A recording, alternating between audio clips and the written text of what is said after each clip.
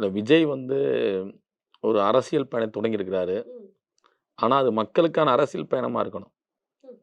ஆனா கிடையாது. ஏன்னா, ஏதோ ஒரு பெரும் கும்பல் திரள்றாங்க.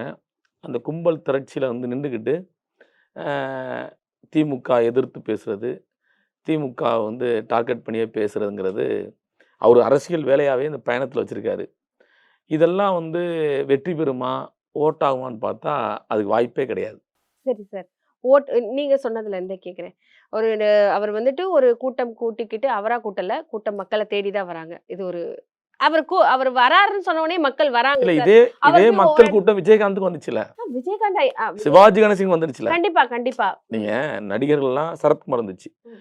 இங்க யாரெல்லாம் நடிகர்கள் கட்சி தொடங்குனார்களோ, அவர்கள் பின்னாடி இந்த மக்கள் போனவர்கள் தான்.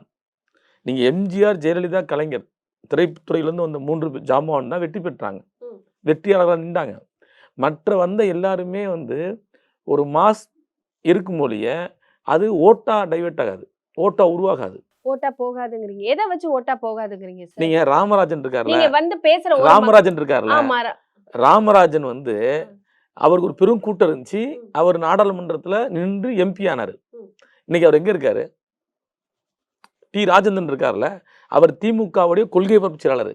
அவர் பேச்சாளரா ஒரு இடத்துக்கு போனாருன்னா, அவ்வளவு பெரிய மக்கள் கூட்டம் கூடும்.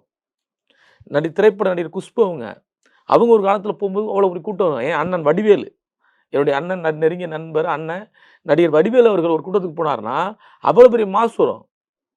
அதெல்லாம் திரை கவர்ச்சிக்காக மக்கள் கூடுறது.